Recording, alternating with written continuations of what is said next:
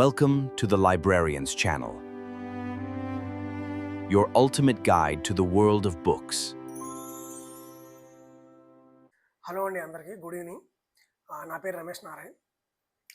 మనం ఈరోజు మాట్లాడుకున్న టాపిక్ ఏంటంటే ఏపీపీఎస్సీ 100 లైబ్రరీన్ వేకెన్సీ గురించి ఈరోజు మనం మాట్లాడుకుందాం. డీటెయిల్స్, నోటిఫికేషన్ డేట్ ఇప్పుడు వస్తుంది, మనకి క్యాలెండర్ ఎప్పుడు రిలీజ్ అయింది, ఇవన్నీ మీకు ఆల్రెడీ తెలుసు. క్యాలెండర్ ఎప్పుడు రిలీజ్ అయింది అన్నది ఉగాది రోజు 2026 ఉగాది రోజు నాడు మనకి అంటే మార్చి 19th 2026 నాడు మనకి ఏపీపీఎస్సీ ద్వారా క్యాలెండర్ అనేది మనకి రిలీజ్ చేశారు.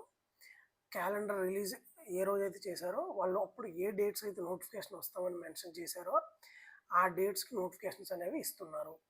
ఫస్ట్ ఏంటంటే మనకి మే 15th వాళ్ళు హైయర్ ఎడ్యుకేషన్ మనకు సంబంధించి నోటిఫికేషన్ అనేది రిలీజ్ చేస్తారు. లెక్చరర్కి సంబంధించి అసిస్టెంట్ ప్రొఫెసర్స్ లెక్చరర్కి సంబంధించి రిలీజ్ చేస్తారు. అంటే ఏపీపీఎస్సీ అనేది ఎప్పుడైతే క్యాలెండర్ రిలీజ్ చేసి కొన్ని డేట్స్ పక్కాగా ఇచ్చిందో ఆ డేట్స్కి అనేది వచ్చేస్తుంది. ఆల్రెడీ వచ్చేసింది కూడా, కాబట్టి అందులో మార్పు అనేది ఉండదు. సేమ్ మన లైబ్రరియన్స్కి ఏ డేట్ అయితే అనౌన్స్ చేశారో నోటిఫికేషన్ డేట్ అక్టోబర్ 15th అనమాట. అక్టోబర్ 15th నోటిఫికేషన్ డేట్ అనేది వస్తుంది. ఓకేనా? అక్టోబర్ 15th నోటిఫికేషన్ డేట్ వచ్చాక మనకి అప్పుడు తెలుస్తుంది అనమాట ఎగ్జామ్ డేట్ ఇప్పుడు ఉండొచ్చు. మేబీ 2 monthsలో ఉండొచ్చు, లేదా 1 monthలో పెట్టినా ఆశ్చర్యపోవసరం లేదు. ఎందుకు ఆశ్చర్యపోవాల్సిన అవసరం లేదు అంటున్నానంటే, మనకి నోటిఫికేషన్ డేట్ అనేది క్యాలెండర్ రిలీజ్ చేసేటప్పుడే అనౌన్స్ చేశారు. అంటే మనకు టైం ఎంత ఇస్తున్నట్టు మీరు ఒకసారి గెస్ చేయండి. మార్చి ఉగాది రోజు నాడు మనకి ఏపీపీఎస్సీ క్యాలెండర్ వచ్చిందంటే March, April, May, June, July, August, September, October 8 months before మనకి క్యాలెండర్ రిలీజ్ చేశారు. కాబట్టి ఇంత టైం ఇచ్చారు మనకి. ఎప్పుడు ఇంత టైం ఇవ్వరు. ఓకేనా? ఇంత టైం ఇచ్చారు మనకి. ఈ 8 monthsలో ఇంత టైం ఇచ్చారు కాబట్టి నోటిఫికేషన్ వచ్చాక మనకి ఎగ్జామ్కి ఎక్కువ టైం ఇస్తారని మాత్రం మీరు అనుకోవద్దు. ఓకేనా? ఎక్కువ టైం ఇస్తే బై ఛాన్స్ మన లక్ అనుకోవాలి. తక్కువ టైం ఇచ్చారంటే మాత్రం మళ్ళీ మీరు బాధపడకూడదు అనమాట. అప్పుడు బాధపడకూడదు. ఓకేనా? ఈ క్యాలెండర్ డీటెయిల్స్ మనం చూసుకుంటే, లైబ్రరీకి సంబంధించి డీటెయిల్స్ చూసుకుంటే మనం 2008లో ఒక నోటిఫికేషన్ వచ్చిందనమాట. ఒక 116 లైబ్రరీ వేకెన్సీస్, 116 వేకెన్సీస్ 2008లో రిలీజ్ చేశారు. మళ్ళీ ఆఫ్టర్ 16 years తర్వాత, ఆల్మోస్ట్ 16 years 100 వేకెన్సీస్ అనేవి లైబ్రరీకి సంబంధించి ఏపీపీఎస్సీ అనేది రిలీజ్ చేసింది మనకి. వేకెన్సీకి సంబంధించి ఇన్ని వేకెన్సీస్ అనేవి గత 10-15 ఏళ్ళుగా ఎప్పుడూ రిలీజ్ చేయలేదన్నమాట. లాగే ఫస్ట్ టైం రిలీజ్ చేయడం. సో లైబ్రరీన్స్ ఎవరైతే ఉన్నారో వాళ్ళకందరికీ ఇది చాలా చాలా చాలా పెద్ద గుడ్ న్యూస్తో పాటు మీకు మంచి అవకాశం అనమాట క్లియర్ చేయడానికి. లైబ్రరీన్స్ ఎవరైతే ఆస్పిరెంట్స్ ఉన్నారో, లైబ్రరీన్స్ బేసికల్గా మన లైబ్రరీ అనేది ఎందుకు చేస్తాం? మనం పీస్ఫుల్గా జాబ్ చేసుకోవడానికే కదా. లైబ్రరీ అంటేనే పీస్ఫుల్గా ఒక మంచి జాబ్ ఉంటుంది, మంచి శాలరీస్ ఉంటాయనే కదా. సో కాబట్టి మనకి వేరే ఛాన్స్ లేదు. ఈ 100 వేకెన్సీస్లో ఖచ్చితంగా మనకు జాబ్ రావాల్సిందే. మళ్ళీ ఇలాంటి నోటిఫికేషన్ అనేది రావడానికి మళ్ళీ 10-15 ఏళ్ళు పడుతుంది. ఓకేనా? ఖచ్చితంగా 10-15 ఏళ్ళు పడుతుంది. సో ఈ అవకాశాన్ని మాత్రం మీరు వదులుకోవద్దు. ఓకేనా? ఈ అవకాశాన్ని మీరు వదులుకోవద్దు. 100 లైబ్రరీ వేకెన్సీస్ అంటే తక్కువ కాదండి. ఎందుకంటే మనకి సెంటర్ లెవెల్లో కేవీఎస్, ఎన్విఎస్ ఎగ్జామ్కి మనకి లైబ్రరీకి ఎన్ని వేకెన్సీ ఉన్నాయో మీకు అందరికీ తెలిసి ఉండొచ్చు. కేవీఎస్కి ఒక 170, 180 ఆర్ 200, 250. ఎన్విఎస్కి వీటి కూడా అంటే 150, 170 హోలీ మొత్తం ఆల్ ఓవర్ ఇండియా లెవెల్లో ఉంటాయి అవి. అలాంటిది ఒక్క మన స్టేట్కి 100 వేకెన్సీస్ అంటే చాలా ఎక్కువ నేను నమ్ముతున్నా. ఇప్పుడున్న మన కాంపిటేటివ్ వరల్డ్లో వేకెన్సీస్ దీన్ని చూసుకుంటే మాత్రం 100 అనేవి చాలా ఎక్కువ నమ్ముతున్నా. మీరు ప్రాపర్గా ప్లాన్ చేసుకుంటే మాత్రం ఖచ్చితంగా మీకు జాబ్ వచ్చే ఛాన్సెస్ అనేవి ఉంటాయి. ఆల్మోస్ట్ మనకి టైం అనేది ఆల్మోస్ట్ 3 months అయిపోయింది అనమాట. ఎందుకంటే సమ్మర్లో మనకి 2 months ఏప్రిల్, మే వెళ్ళిపోయినాయి. ఇంకా జూన్ అనమాట. ఈరోజు జూన్ 1. ఈ రోజు నుంచి జూన్ మంత్ నుంచి మీరు June July, August, September, October 6 months మనకు టైం ఉంది. ఈ 6 మంత్స్‌లో నేను ఆల్రెడీ మీకు చెప్పాను. Paper 1, paper 2 మనకుంటాయి. పేపర్ 1 ఏమో జనరల్ అవేర్‌నెస్ సంబంధించి. పేపర్ 2 ఏమో మన కోర్ సబ్జెక్ట్ లైబ్రరీ అండ్ ఇన్ఫర్మేషన్‌కి సంబంధించి మన కోర్ సబ్జెక్ట్ అనమాట. సో, ఈ కోర్ సబ్జెక్ట్ పేపర్ 2ని మాత్రం మనం వదలకూడదు. ఎందుకంటే పేపర్ 2 మనం ఇప్పటి నుంచి 6 మంత్స్ టైం ఉంది కాబట్టి పేపర్ 2 అనేది హ్యూజ్ సిలబస్ ఉంటుంది. 10 యూనిట్స్ ఉన్నాయన్నమాట. మీకు ఆల్రెడీ నేను సిలబస్ ఎక్స్‌ప్లెయిన్ చేశాను. లైబ్రరీలో 10 యూనిట్స్ ఉన్నాయన్నమాట. సో, ఈ 10 యూనిట్స్‌ని మనం కవర్ చేయాలంటే నోటిఫికేషన్ వచ్చాక మొదలు పెడితే 1, 2 మంత్స్‌లో వాళ్ళు ఎగ్జామ్ పెడితే మన మైండ్ మీద బర్డెన్ ఎక్కువ పడుతుంది. సో, అందుకే మన స్ట్రాటజీ ఎలా ఉండాలంటే బర్డెన్ ఎక్కువ పడకూడదు మన మీద. అంటే బిఫోర్ నోటిఫికేషన్ వచ్చే ముందునే, అంటే అక్టోబర్ 15 ముందునే పేపర్ 2 అంటే మన core subject library and information science ఆ 10 యూనిట్స్ ఏవైనా ఉన్నాయి అవి మనం నోటిఫికేషన్ ముందునే ఫినిష్ చేయగలగాలి. కంప్లీట్ సిలబస్ని మనం ఫినిష్ చేయగలిగితే వన్స్ మనకు నోటిఫికేషన్ వచ్చాక వాళ్ళు మనకు కొంత టైం ఇస్తారు ఎగ్జామ్కి.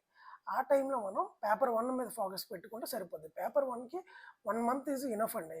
1 మంత్లో మనం పేపర్ 1 క్లియర్ చేయగలం. మనకు మెయిన్ కోర్ సబ్జెక్ట్ అనేది ఇంపార్టెంట్. దానికి మనం టైం అనేది మిస్ చేయకూడదు అనమాట. అందుకే నేనేం మీరు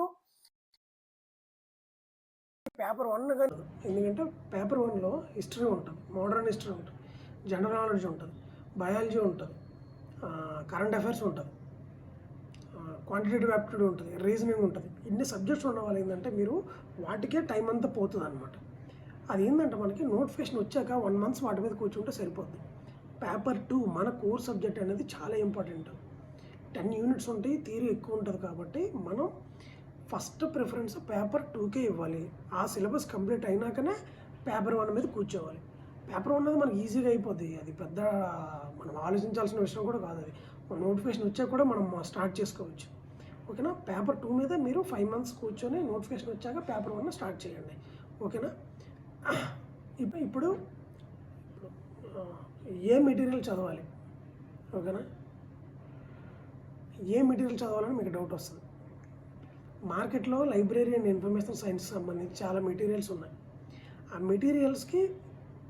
ఆ మెటీరియల్లో అంత ఆర్గనైజ్డ్గా ఉండవు అనమాట. ఎందుకంటే మన లైబ్రరీ ఇన్ఫర్మేషన్ సైన్స్ అనేది state board or SSC board or NCERT books సంబంధించిందో కాదు, వ్యాస్ట్ సబ్జెక్ట్ అనమాట.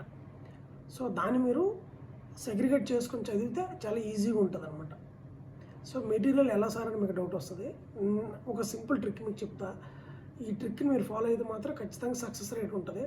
మీరు ఎక్కువ మెటీరియల్ చదువుకుంటే ఏమవుతుందంటే మీరు ఒక్కొక్క మెటీరియల్ ఒక్కొక్కలా ఉంటుంది, మీరు కన్ఫ్యూజ్ అయిపోతారు అనమాట. ఎప్పుడైనా మెటీరియల్ సింగిల్ మెటీరియల్ ఉండాలి, ఒకటే ఉండాలి మెటీరియల్. ఆ ఒక్క మెటీరియల్ని త్వరగా చదవగలిగితే మీకు ఈజీగా జాబ్ వస్తుంది అనమాట. ఓకే. నాకు అది ప్రూవ్ అయింది, మీకు కూడా అది ప్రూవ్ అవుదామని అనుకుంటున్నా. ఎందుకంటే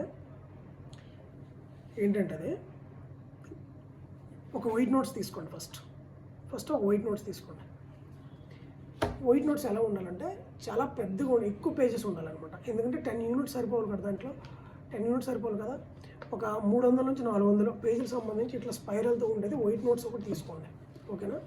వైట్ నోట్స్ తీసుకొని నేను డైలీ మీ క్లాసెస్ అయితే టీచ్ చేస్తుంటాను కాబట్టి ఆ క్లాసెస్ మీరు నేను టీచ్ చేసే క్లాసెస్ మీ పెన్నుతో మీరు ఈ నోట్బుక్లో నోట్ చేసుకోవాలి.